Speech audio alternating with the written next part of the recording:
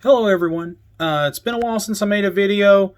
There's been a lot of things, been real hectic lately. I've been involved in a lot of things. As you guys might or might not know, I am an artist. I'm a full-time art educator.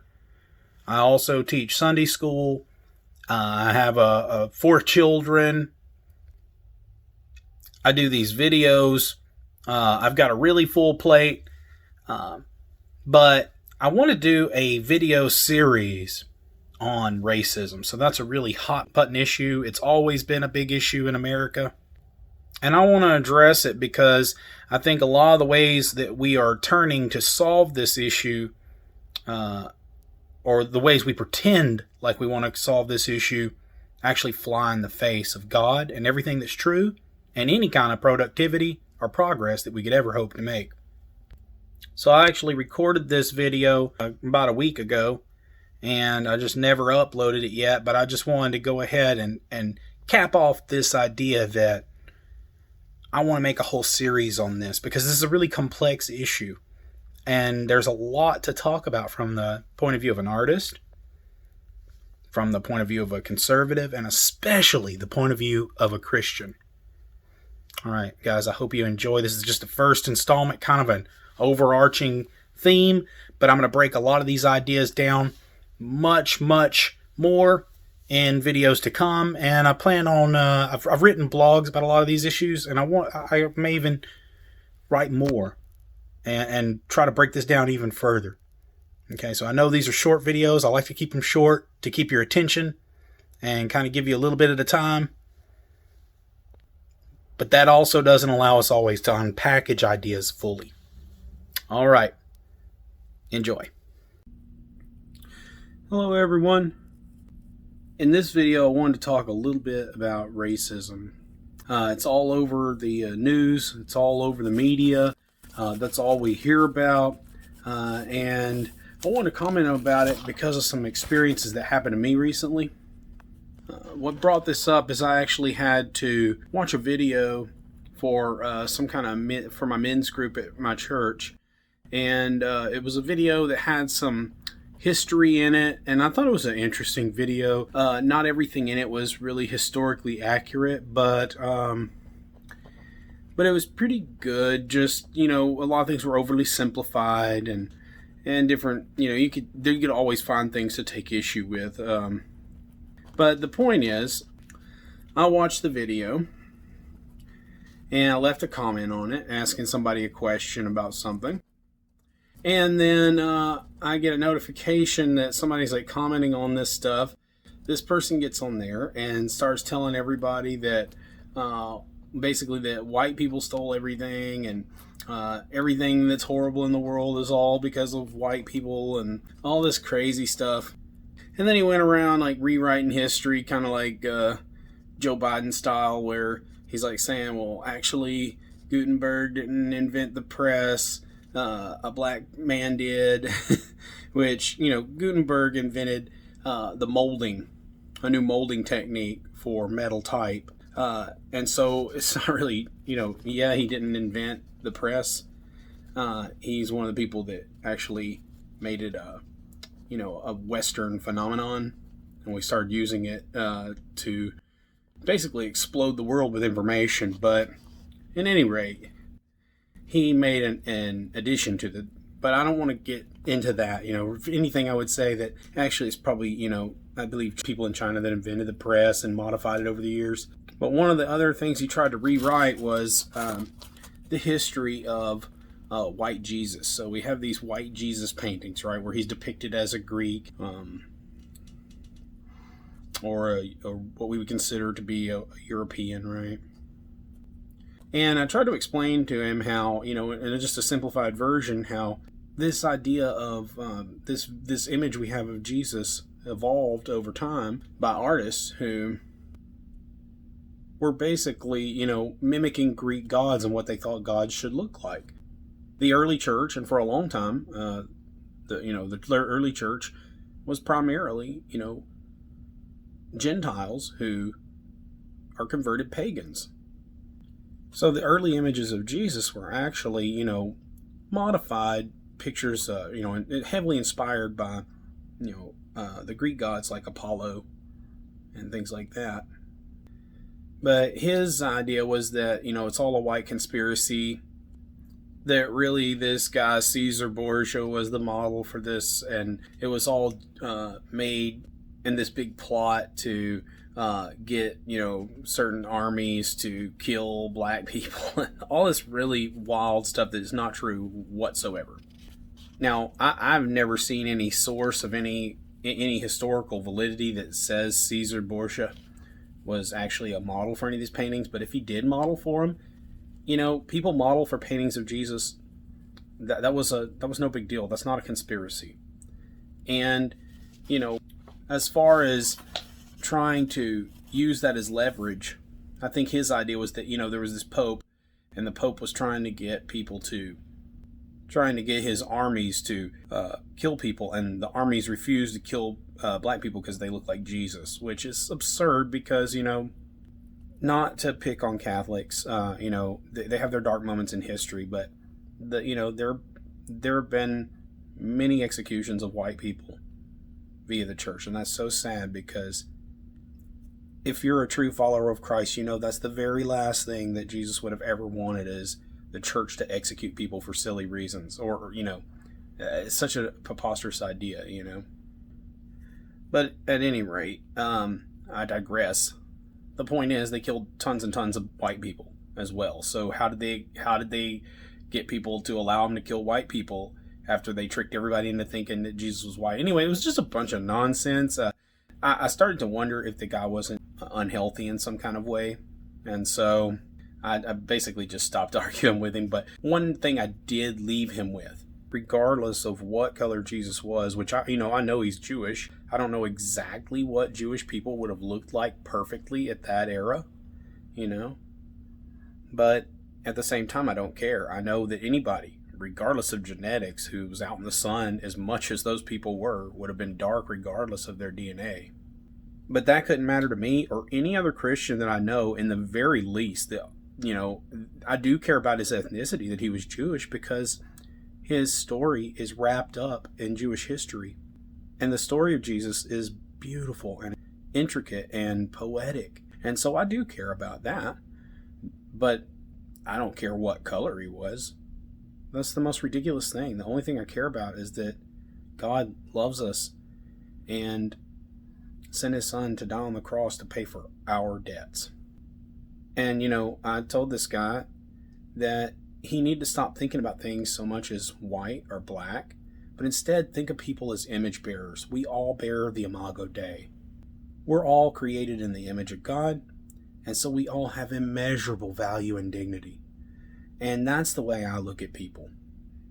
So, I took up almost half the video with the introduction. That's what got me started thinking about this, besides all the things that are going on in the news, and it made me want to comment on these things. So, I've been, piling up stuff like this in my heart for a long time. It's been a very discouraging year, 2020. It's been a very discouraging year so far this year with all the woke politics. I can't help but think that's the very last thing that Jesus would have wanted for us. It's been very encouraging before that. I moved to Dallas, and there were no racist people that I've met so far. And, it was beautiful to see all the children that I teach never mention it. It was absolutely not an issue. It's like race didn't exist. And it did my heart so much good until we all got sent home for the lockdowns. As a matter of fact, the only real instance in real life of racism that I've seen in the last decade was actually directed at me. After we came back to school from that wild and hectic summer, there was a kid in one of my Zoom classes that started cussing me out and calling me racial slurs for no reason.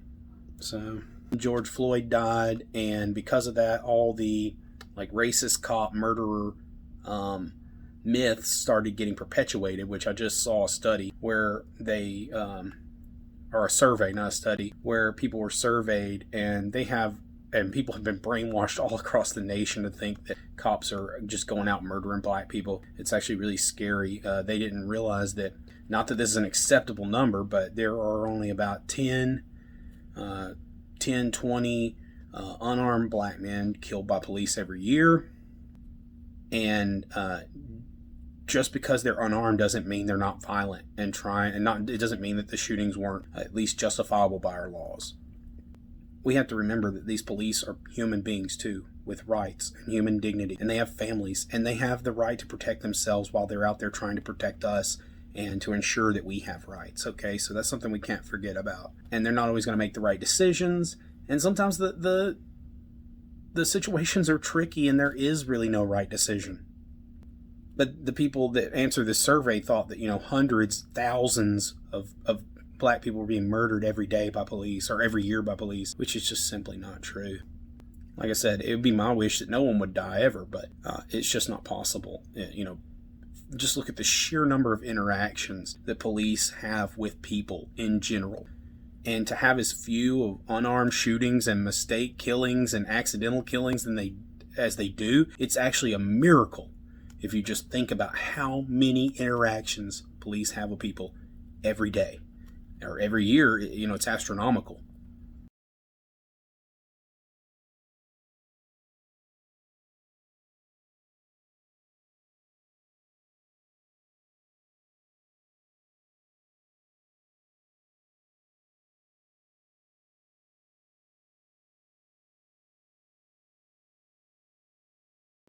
But anyway, all the race riots started, and the race baiters pumped everyone up, and things got really ugly.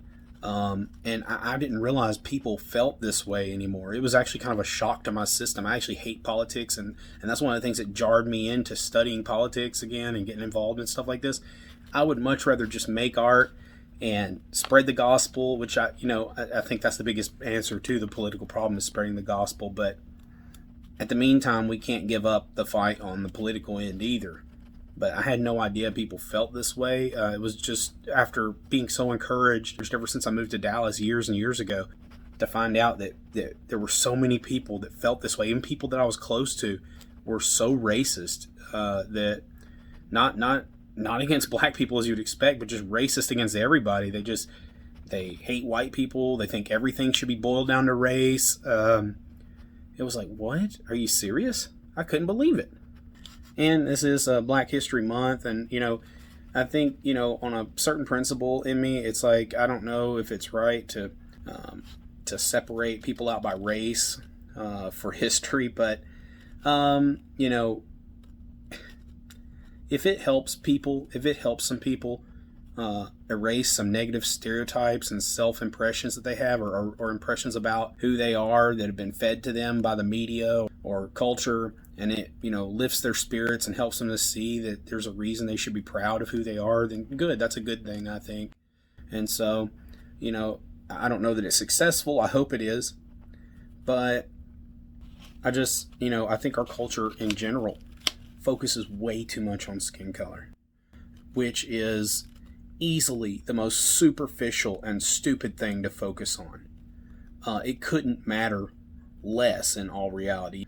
I would say, I even sympathize with the idea of like trying to make sure that everybody's treated equally regardless of race, right? That's perfectly acceptable. But the way the woke mob does it is they lift one person up, one group up, they try to tear another one down. And that is not the right way to go about it. If you think about it, that's the same thing a bully does. A bully tears other people down all the time so that they can feel better about themselves.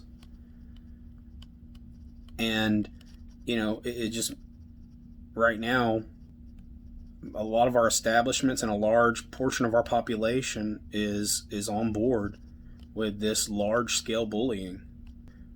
They can't just say everybody's equal and everybody deserves a fair opportunity. Instead, they have to tear one people group down and rip open wounds that are almost healed, that from what I've witnessed in my day-to-day life.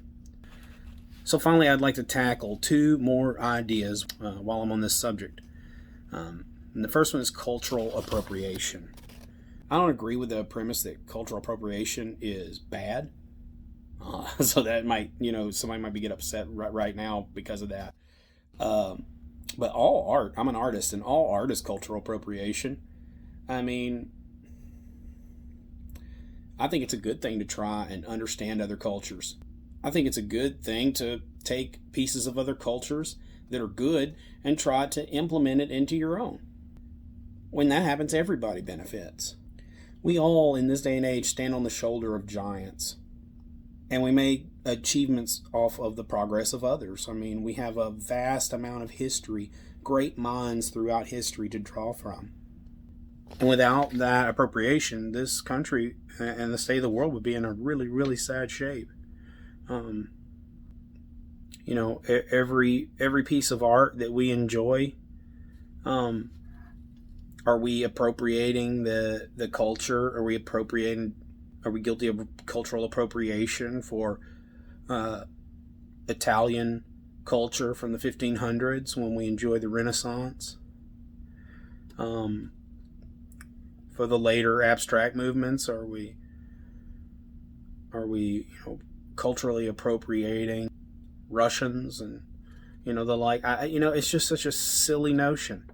Of course we're supposed to enjoy each other's cultures, especially we're supposed to incorporate the good things of other people that we notice. It's absurd to say one drink, one food, one kind of art, one way of dressing, one hairstyle can only belong to people of a certain skin color. I mean, even when you say it out loud, it sounds foolish. And finally, I would like to tackle for a moment the idea of reverse racism. So, in my opinion, there is no such thing as reverse racism. If it were, I guess it would be something like being colorblind, what we call colorblind now. So reverse racism kind of implies this idea that only people in authority can be racist, and only white people can be in authority, so therefore only white people are racist. And I reject this notion completely. And I do so for two major reasons. And the first is because, racism is the belief that there are fundamentally different traits between people with different skin colors. And, those traits will inevitably make people with one skin color better than another. So that's the idea. And then it's also the action of prejudging people and treating them differently because of those kinds of ideas. And so this all comes about with this recent change in the definition of race, which, I reject it. I reject the idea that really of changing any words just to fit a political agenda, especially the political agenda of people that I would consider race baiters and proponents of intersectionality and identity politics. So I would say it doesn't matter what color your skin is. If you fit the original definition, you're just racist. It's plain and simple. There is no such thing as reverse racism. The second big issue that I take with this is the assumption that all white people have all the positions of authority, which is, kind of ridiculous. Not to mention simplistic. So, let's just say, even if it is true that white people overall hold all the power in America, overall, in general, there are all these little microcosms, within the macrocosm. Currently, all my immediate bosses are minorities. And these are people that can get me fired. They can change the location of where I work. They control how much I get paid. And so, do I hold power and authority over them? Of course not. They hold power and authority over me, which is fine. As a human in a society, you have to submit to a structure of authority. And I choose to do so anyway. I submit myself to God, who in turn tells me to be a servant to all. So I'm instructed to have a servant's heart, even though I'm a very proud person by nature. By nature, I don't want to submit to anybody, regardless of, what kind of pigment they have in their skin. I wouldn't want to submit to a clone of me who's just like me in every way. It would, the old me before I was saved, that would embitter me to the core. But, there just are power structures, and, to get anything done, we have to submit. And, to me, it doesn't matter what color their skin is, as long as they're qualified at their job and they're really good at leading me, and organizing. But the idea that, I'm in charge because I'm white is absurd. These people can take the food right off my table by firing me and leaving me scrambling for some kind of way to feed my family if they wanted to. I'm sure they wouldn't. They seem like wonderful people. But the point is, if there's any power in this situation, if there's any authority, it's not mine. So I would say this is a complete myth. It's a total fallacy. White people are not the only people in a position of authority in this country. It won't take you but a few seconds to look around and see that that's the case. Once again, I would just kind of end with this same idea that we need to think more about the human dignity that God instills in us, not in what our superficial traits are. When I was growing up, I was taught that what matters is a person's character. And, now, and as a Christian, I'm taught what matters is what's in a person's heart. God can even judge, your inner thoughts. So that's why we all fall short, regardless of what we try to do to stop ourselves from falling short. But I never would imagine that there would come a day like today where the institutions are telling me to judge people by the color of their skin. That is not what I guessed was coming.